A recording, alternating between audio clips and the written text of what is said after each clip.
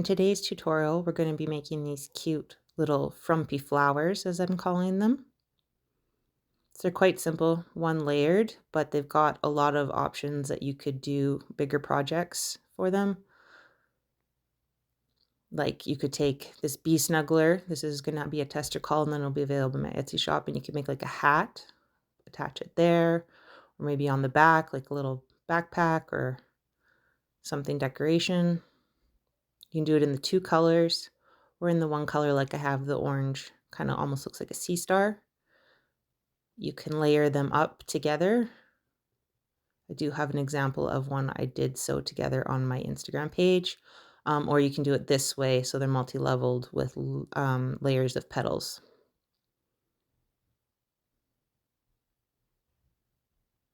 Lots of options. So let's get started. You'll need a lighter and some scissors if you are changing colors.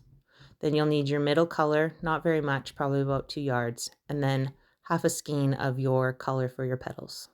So that's about 15 to 17 yards would be lots. So you're going to create a magic circle. You're going to take your yarn over your hand, and then you're going to wrap it around and hold it with your thumb. Now you could hold it with your thumb again, but I like to have some looseness so I can pull up my loop, and then I'm going to twist it, creating that loop there around the circle. Getting my thumb through, it's just a little bit tricky to get it off my hand. And then I'm just going to pull up a loop through it and then pull on the loop to adjust the tightness there, and then pull my loop back to adjust to 1 finger's width. Now we're going to be crocheting around this magic circle and this tail. So you're going to pull up your working yarn through the middle of the circle, then sandwich those 2 loops together and bring your working yarn from outside of the circle through those 2 loops. Let's get some slack in our yarn here. Okay, let's repeat the process. So working yarn is going to go from the back through the inside of the circle, creating a loop. Sandwich 2 loops together, pull a loop through from the back of the circle, and now we've created 2 stitches. We're going to repeat this so that we have a circle of 5. You could do as many as 6, but it might make your petals a little bit crowded, and it is just a little bit harder to pull your yarn through to tighten your circle.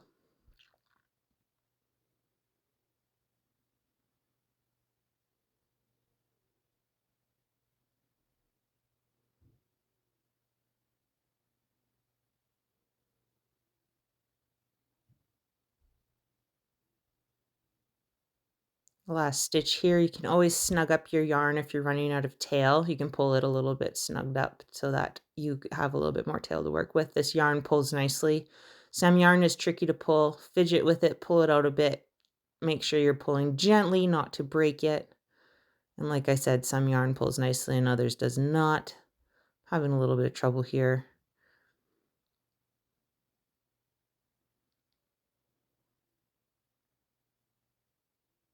There it goes. So just be patient with it. Don't try and rush it. I'm going to be changing my colors here because we're going to be going around. Unless you don't want the middle to be a different color, then you can stay with the same color. But I'm going to change my colors, so I'm going to use this pink.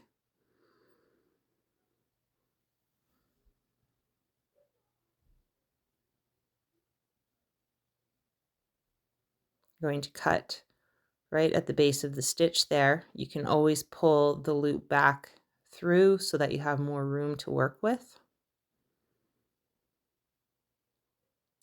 Let's get some slack in our pink yarn here. You can use any color you want. Now, when we're burning our yarn ends together, we want to make sure we burn the middle cord that is in all this fuzz. Sometimes you have to take off some fuzz, because if you just burn fuzz to fuzz, it's not going to bond very well.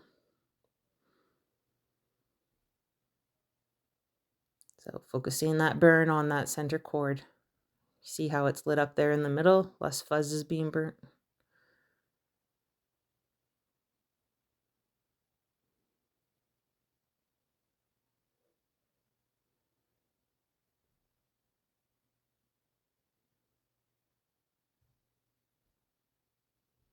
Make sure you get a good adhesion there. You can give it a little tug to test it.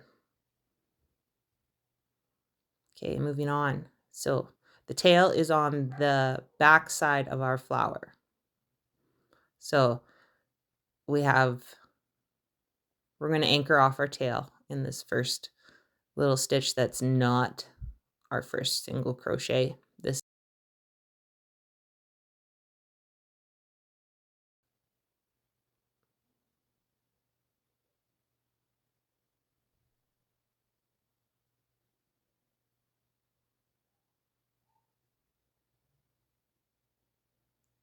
So right there is not where we want to go. There's a bar there. We want to go to this next space. So I'm going to pull up our pink loop.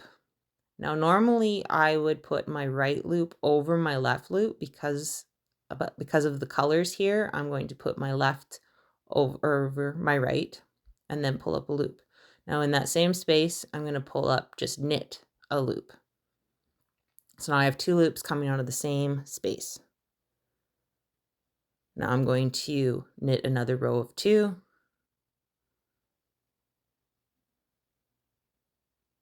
And one more time. So that would be 3 if you count pulling up those first 2 loops. 3 rows. Now we're going to be doing a knit and then an increase. So in between these 2 loops, I'm going to go through that horizontal piece of yarn and pull up a new loop. And now we have 3 loops knitted across. Knit back through those 3.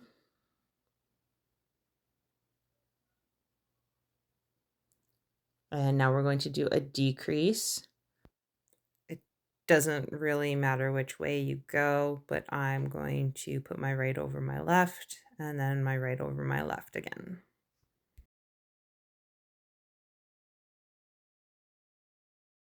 So now we're going to be doing like a finish off or a slip stitch, some people call it, down the side of the petals. So you're pulling up a loop. There's going to be 3 loops you pull up on the way down.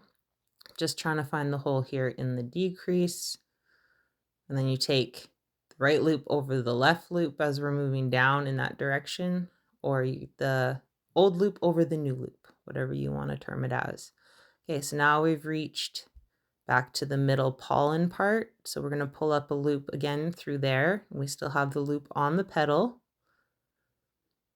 So now I'm going to take my right over my left this time because they are the same color and I'm not trying to hide the yellow loop anymore.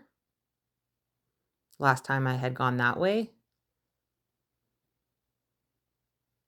And it just kind of gives a little bit of a funny look there on the petal. So let's go right over left like that. Now we're going to pull up another loop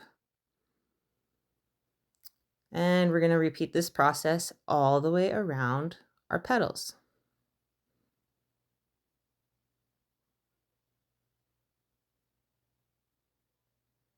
Increase,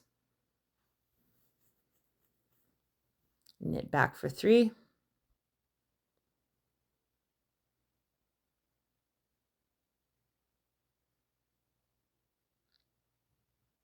and now we're going to do our decreases, right over left,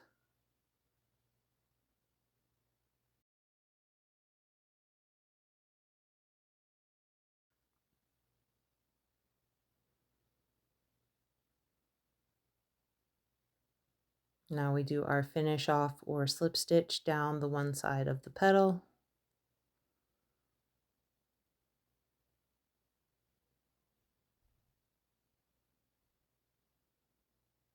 Three of them, or you're pulling up 3 new loops, you could say.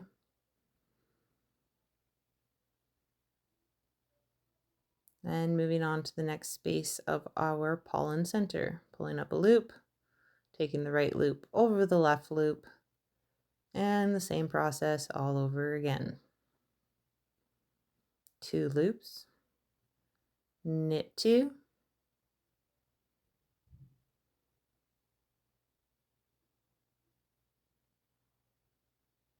knit another 2,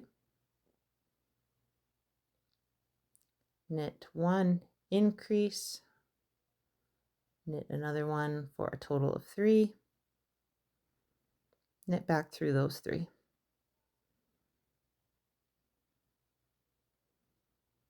Now we're going to decrease. I did right over left, right over left. I guess I change it up.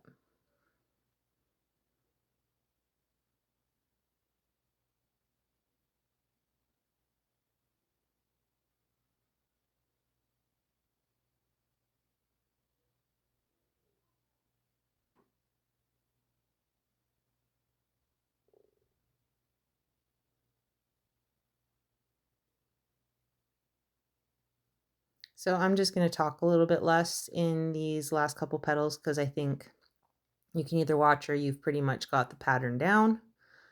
So I'll just give little cues here and there.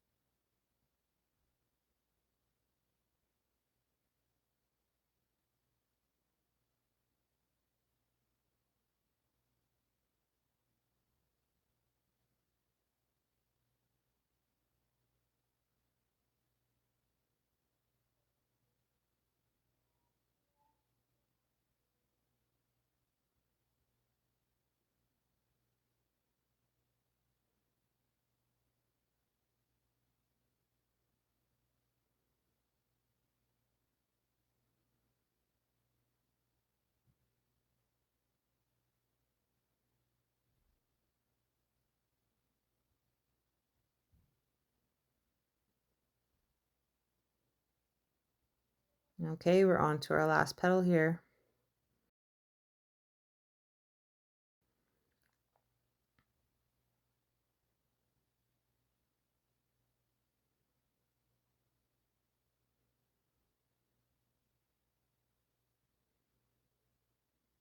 I'm actually using a new editing app for this video and doing a voiceover for once. I don't usually do this, but my kids have been on holidays and my house has been loud, so thought I'd give this a try. Leave in the comments if you like the voiceover or if you like it when I talk during the tutorial.